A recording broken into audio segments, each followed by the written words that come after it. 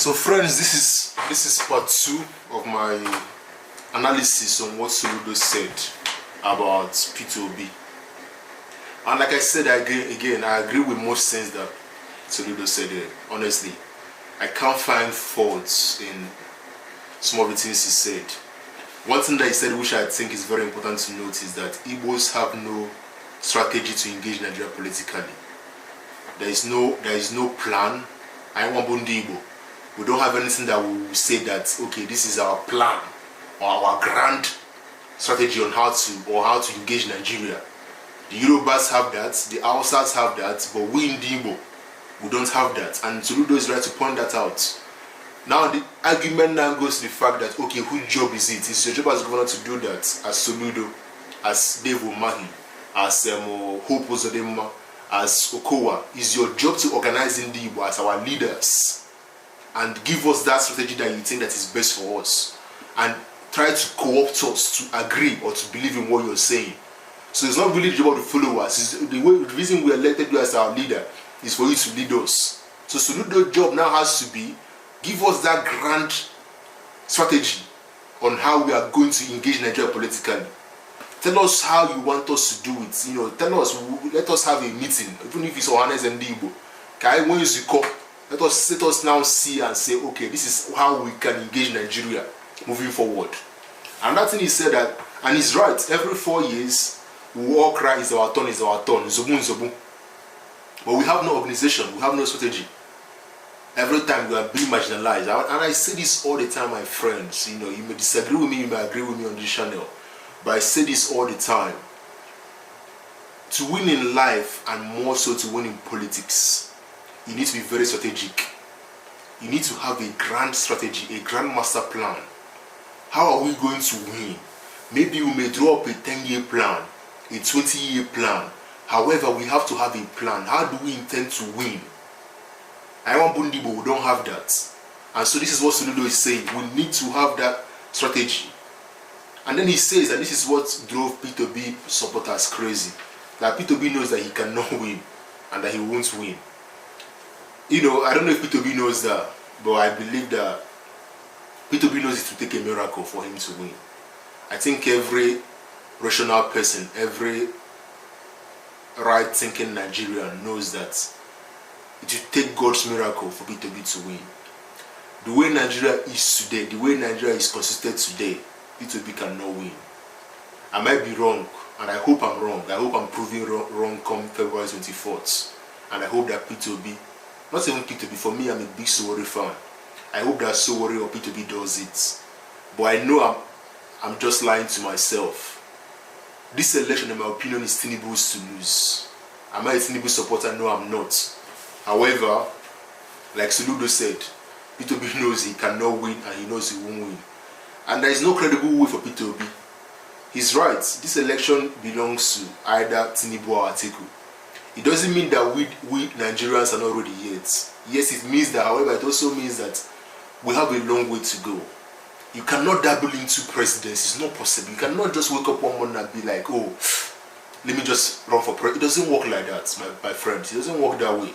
You have to plan and have a strategy on how to win. It takes time. It takes years. This is why you have to doff your cap for Tinubu. As much as he pays me to say this, as a Nigerian, as someone that loves politics, I like to study these things. You have to come out your cap and say that Tinubu tried. Like, it takes someone that has the foresight. From 1999, you're planning, you're making your strategies, you're manipulating, you're conniving, you're doing things, you're undoing things to ensure that come 2023 you get what you want.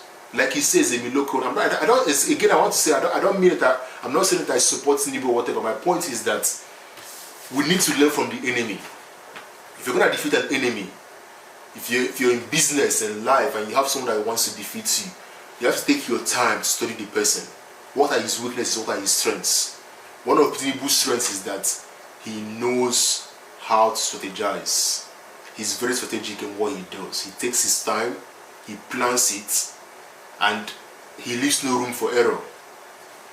Another thing he says that again I agree, creating a credible third force requires a totally different strategy and extreme hard work.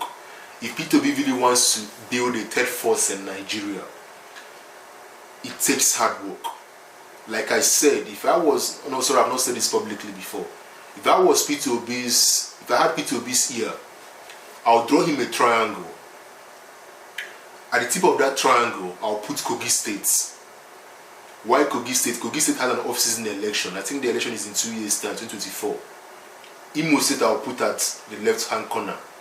I'm missing out a third state. I've forgotten the third state, but there are 3 states that come 2 years' time are going to have an off-season election for their governors. Peter Obi can work to ensure that in Kogi State, Imo State, and the other states that they win, that Labour Party wins in those 3 states. That can be a foothold, or that can be a kickstart for whatever Peter Obi wants to do in Nigeria.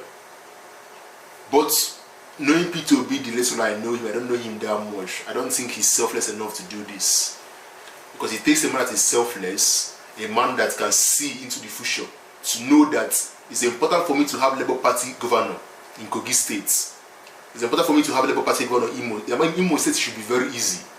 One, he's from Anambra, Imo Bundi Igbo. Hope Uzodinma is a failure. Anybody can win. Anybody with a good plan and has a good strategy can win Hope Uzodinma. So Hope Uzodinma should be a light work for him. That was why I put Kogi at the top. If he can get a northern state, Kogi State, to flip to Labour Party, I'm not saying it's easy, but it's doable. He can start now to start planning. Plan for Kogi, plan for Imo, such that Labour Party will win Kogi and Imo states. Just my own thoughts. Another thing he said is that Peter Obi is making Tinubu's pathway to victory clear. I've said this numerous times. Peter Obi is taking away votes from PDP.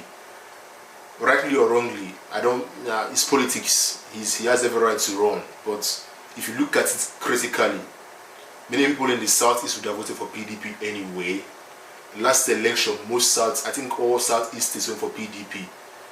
Now with Peter Obi in the frame, those votes that would have gone for PDP will go for Labour Party, making Tinubu's path to victory much more easier and much more clearer. One thing he said I wish is true and which you may not like is that the southeast has the lowest number of votes of any region, and that is just true. Indeed, but for some reason we have high voter apathy. We don't like to participate in elections. Hopefully this thing of Peter Obi will change the dynamics and make us become interested. I really hope so, for our sakes, that we in the Igbo start taking an interest in politics. We just have to. We have to start becoming interested. We cannot start taking we cannot be taking a backseat for a long time and then be saying, "Oh, we are being marginalized." No. Hopefully, we as Igbo, one day, the southeast will have the highest voting bloc in Nigeria. That's my hope. That's my prayer. Because the more higher your voting bloc is, the more negotiating power you have. You can go to the negotiating table and say, "I want this done," and they will listen to you. But if your vote is equivalent to Kano State, as a region, your vote is equivalent to Kano State, you have no say now. You have no power. Again, I agree with what Soludo said. Politics power is about cold calculations, organization and building alliances for power. That's just true. Politics, you have to be very, very calculative. I don't know if that's a word. But my point is, politics, you have to be very calculated. You have to organize. You have to build alliances, even sometimes with your enemy. You have to be very strategic. I always talk about this all the time. Strategy is very important in life and in politics. You have to be very, very strategic. You have to be able to look into the future and plan 10, 20, 30 years ahead of time. Like I just referenced, Southeast gave 1.6 million votes to PDP in the last election, whereas Kano State gave, that is the equivalent of what Kano State gave Buhari.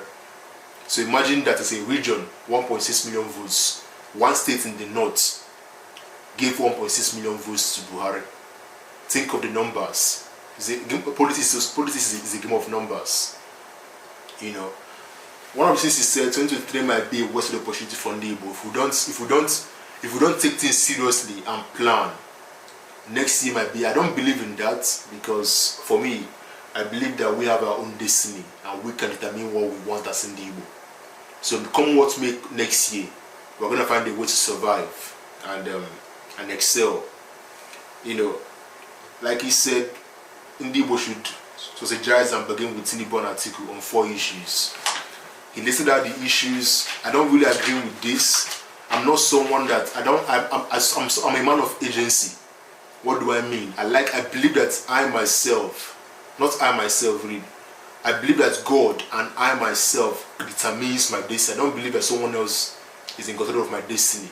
So when he says that we should discuss with the federal government or try to, or what's the word he used again? He said we have to bargain with Tinubu and Atiku on 4 issues. For me, all these 4 issues are things that a governor can do.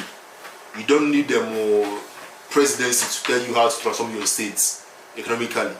Look at what Wike is doing in Rivers. Look at what who has Sullivan Shema did in the Enugu states. As a governor, you have the whole right in your state. Yes, we can argue about exclusive lists, concurrent lists, and so forth and so on. But the point is, these guys like to always pass the buck all the time. They always like to defer responsibility. It's your job as governor. In fact, I hope that this reporter from Soludo will make Soludo much serious on the job. Because now if he doesn't deliver, people will come for him. I mean, you've seen Peter Obi's cunning and Peter Obi's savvy response to him. I'm a trader, you're a professor. So if he's smart, if he's really a professor and knows what he's doing, Peter Obi literally raised the bar very hard. I don't mean that Peter Obi had a bar at all. My point is that people will not be watching him. In fact, I haven't seen that he will not even go for re-election. So if he's really smart, this first 4 years and hopefully the next 4 years, Soludo has to take the bull by the horn and deliver for Anambra people. Again, my friends, let me know what you think. Let me know if I'm making sense, if I'm just talking for the birds. Let me know what you disagree with me on. If you agree with me, and please don't forget to subscribe. Don't forget to like this video. Don't forget to share it with your friends. And once again, thank you for watching and God bless you.